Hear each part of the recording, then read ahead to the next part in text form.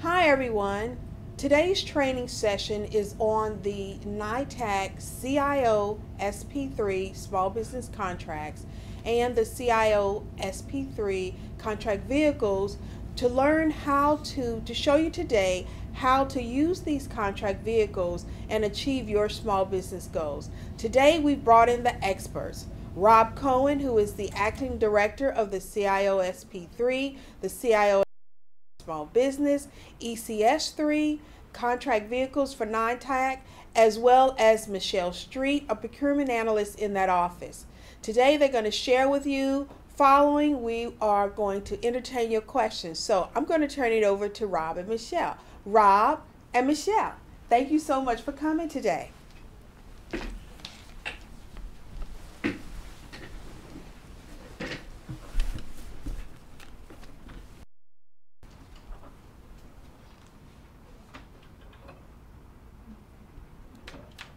Thank you, Teresa.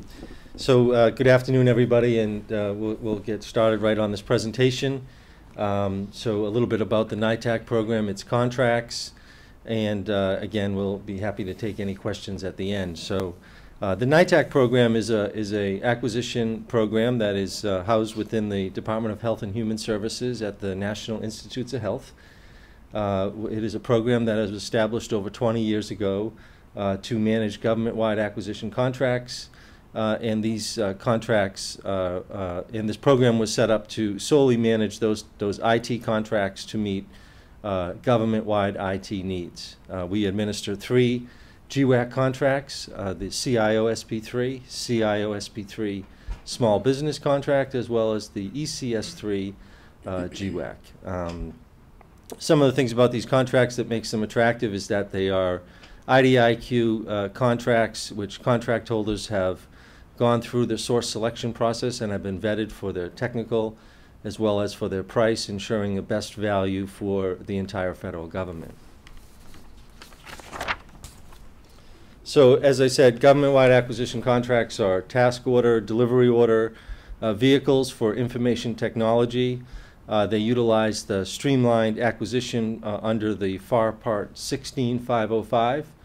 And they are not subject to the Economy Act, which means that every acquisition office can place orders directly on these vehicles without going through any of the process to utilize another agency's contracts. So there are 3 federal agencies that manage government-wide acquisition contracts. We happen to be one of them, and they are a program of the Office of Management and Budget. And we report directly to the Office of Management and Budget through the Klinger-Cohen Act, which established our program back in 1996. Michelle? Okay, so good morning, everyone. I'm going to begin by telling you a little bit about the CIO-SP3 and CIO-SP3 small business contracts. We're going to take these 2 contracts together because they share many of the same features. The first feature is that these contracts are intended for government-wide use for any IT service or solution that you may have. Each GWAC has a $20 billion ceiling with a 15-year ordering period and a 15-year period of performance and a 10-year ordering period. What that means for you is that you can conceivably have a requirement should you place a task order towards the end of the life of these contracts that goes out to the year 2027. Any contract type available in the FAR you can use when you're using these contracts because they're available for both commercial and non-commercial use.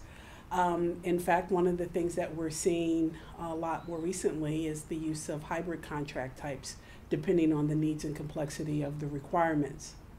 Another area where a lot of folks get excited is that task orders may be awarded in 30 days or less. And what this means is that once you post your requirement, do your competition through our ecosystem and evaluate your proposals, one of the things that we're seeing is that awards are being made in less than 30 days.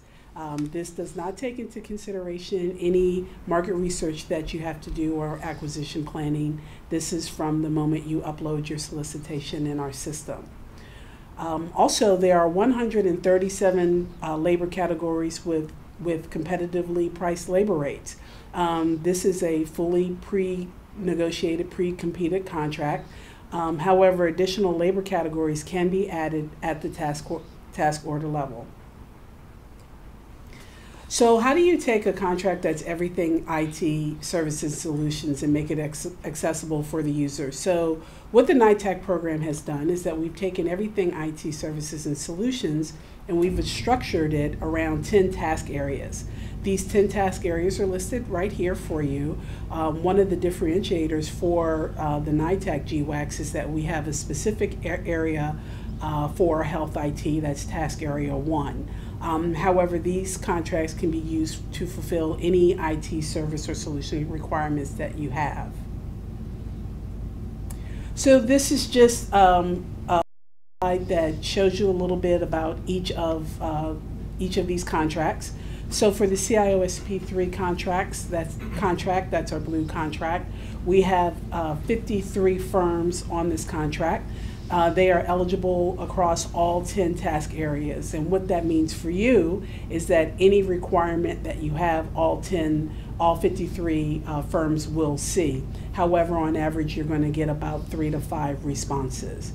There is no task order requirement too large or too small. The average ceiling rates on this contract are 10 to 15% less than comparable GWACs. Also, on the right here, we have the CIO-SP3 Small Business Contract. Again, it mirrors the CIO-SP3 contract in all of its features. However, one of the unique components about this contract is that there are 5 socioeconomic categories, and we'll talk about that in a second. And the awarding contracting agency receives the small business credit. So we're very excited to be able to offer that. And again, the average ceiling rates on this contract are 10 to 15% less than comparable GWACs. So this slide just illustrates further some information about the small business contract. Here you see the 5 set-aside categories on this contract: small business, hub zone, service-disabled, veteran-owned small businesses, 8A, and women-owned. This is important because what you need to decide is, first of all, whether or not you want to go small business. Once you decide whether or not you want to use the small business contract, then you decide what category you would like to compete your requirement in. All the firms in this on this contract have different contract depending on what contract you competed your requirement in. That's how the credit is determined. One of the common questions that we have when it comes to the use of the small business contract is, can I compete a requirement against all of these lanes at one time? And the answer is no. You really want to choose an acquisition plan and decide which category you want to use. However, one of the benefits of using this contract is that many of these firms on this contract cross categories. So they, you will be able to access them in a variety of categories. The next contract I'm going to talk about is the ECS3 contract. Our ECS contract is our fixed price commodities-based contract for delivery orders. You can also procure services on this contract as it relates to products. One of the questions that we get when it comes to this contract is, can I procure cloud services off this contract? And yes, you can procure cloud services on any of the NITAAC GWACs. This contract has a $6 billion ceiling, and there are 42 firms on this contract. Over 75% of the firms on this contract are small business. So one of the things that you can do if you elect to do so is to set aside your requirement to small businesses. This is easily done through the use of our RFQ system. There are 2 categories that you can set aside your requirement. We have the small business category, and then we have 8 firms that are women-owned on this contract as well. In fiscal year 13, We received delivery orders placed against this contract that range anywhere from $100 or less to just approaching $9 million. In any event, it's a quick and efficient ordering method for all your commodity needs. Another point of note for the ECS3 contract is that it is the strategic source for HHS for IT commodities, and the ceiling prices on this contract are open to or less than or equal to open market and GSA. So the scope of this contract is IT products and related services across 6 lots. These lots work the same way that the task areas do on CIO-SP3 and CIO-SP3 small business. We see a lot of business driven through this contract through lots 1 and 2, but then we're also seeing a lot more business coming through lot 5 and lot 6, and this is where you would go for your cloud services and your warranty and maintenance. Some benefits of ECS3 include the fact that the contract is refreshed on a daily basis. The items are added to this contract based on consumer demand. So when the government has a need for a commodity, they can come to this contract, and the items can easily be added by the firms on these contracts. Again, on average with this contract as well, you will receive about 3 to 5 responses per RFQ that you upload into the RFQ system.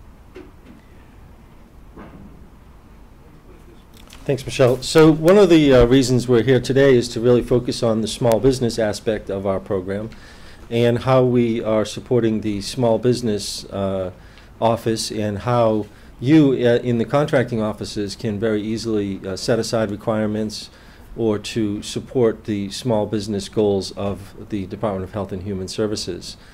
Here on this slide you can see the top 10 contract holders in each of our contracts. And the next slide we can show that we have seen a significant increase in the use of our contracts for the small business participation. Over the past 2 years we have seen quite a significant growth in the use of the small business contracts and the use of small business set-aside within our contracts. The next slide shows the value of orders placed against our vehicles, and almost 50% of all the dollars awarded have gone to small businesses. So this just shows that it's a very effective way to meet small business participation goals, and in a very effective way for you to very easily, with the streamlined process, to do set-asides and to also reach out to the small business community through our contracts. We do a significant amount of outreach to the small business community. Here is just a list of some of the events that we participate in, but we are always open to reaching out to the small business community, working with the small business offices, the OSDBU office here at HHS, and answering any of your questions that you may have as it relates to setting aside a requirement or on the subcontracting requirements that you're trying to meet. Some sample awards that HHS has issued task orders against these contracts include, for example, CMS, the Security Controls and Assessment of Applications and Infrastructure. This is a over $200 million requirement that was competed against the small business on the CIO-SP3 small business contract. I'm not going to read everything that was included in the scope of this requirement, but you can see that our small business contract can handle significant large requirements. We also have one here from the National Center for Biotechnology Information, NCBI, for software support for molecular biology and genomics information. So this was a $94 million requirement on CIO-SP3 small business as well. So we have these here for you just to illustrate that there is no requirement too big or too small for the CIO-SP3 small business contract, that awards can easily be be made. And I know that Rob is going to speak in a minute about how teaming efforts work on this contract. So one of the things we did when we created our contracts is to build in a great deal of subcontracting opportunities for small businesses. So partnership opportunities with all of our prime contract holders and subcontracting agreements can be put into place, or as subs can be added on any of our orders, task or delivery orders at any time by the primes.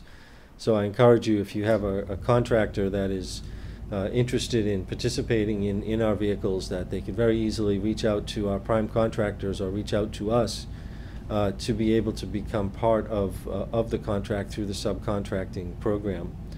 And one of the features we offer on our website is that you or any contractor can come to our website and do a search of every prime contractor that is on our vehicles to look at and to reach out to seek small business subcontracting opportunities. The goals on the subcontracting plans that were established at the parent contract level, at the GWAC level, were established with the minimum HHS subcontracting goals. Most of the contractors were aggressive in exceeding those goals in their subcontracting plans. So you can see that through our contracts you have over $20 billion of prime contracting opportunities set aside for small business, but an additional $6 billion of subcontracting opportunities that are available to small businesses through these vehicles. Michelle?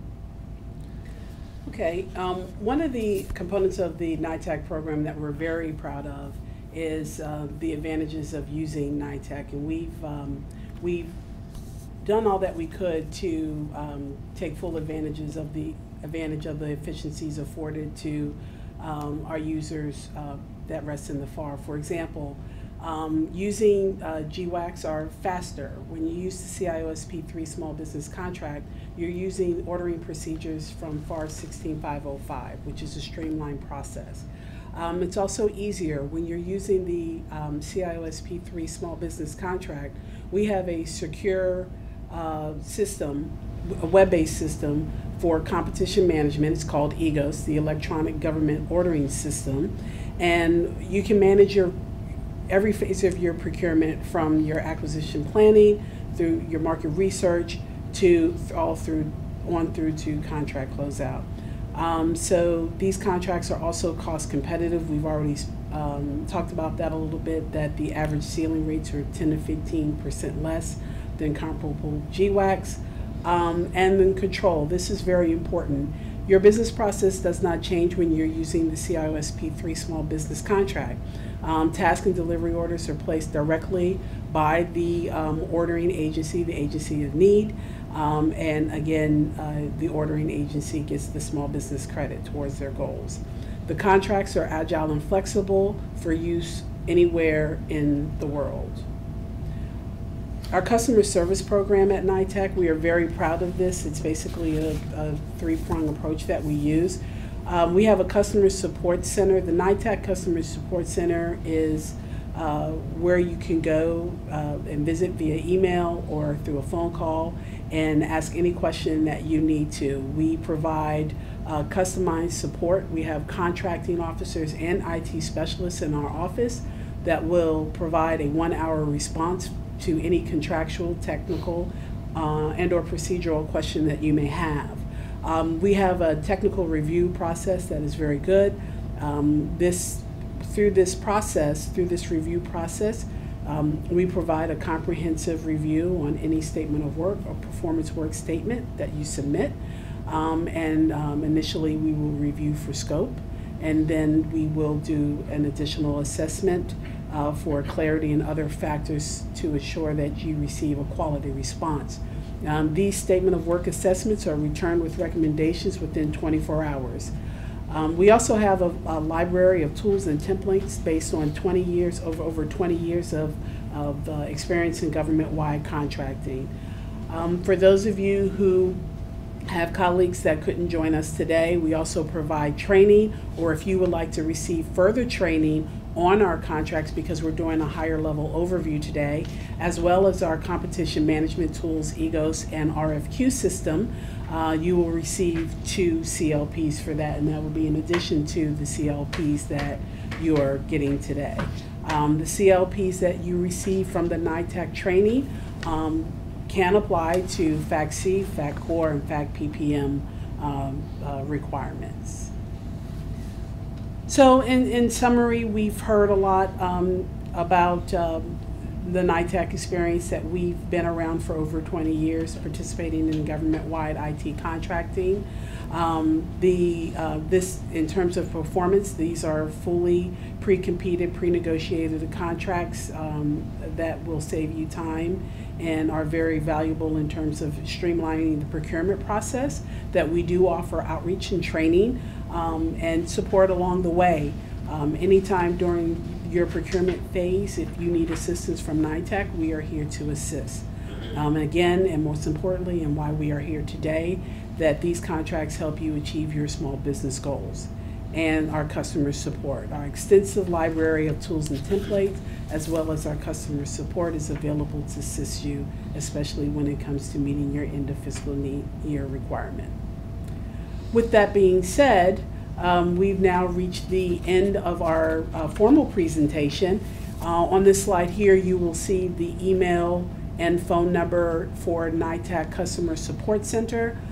Please feel free to visit our website at www.nitaac.nih.gov. There's a wealth of information there about our training program, our contracts. We have the HHS strategic memo there for your review. Also, you can access our online ordering tools, so you can register and log in there so you can get started. Thank you. Everybody may have, and we'll welcome Teresa back.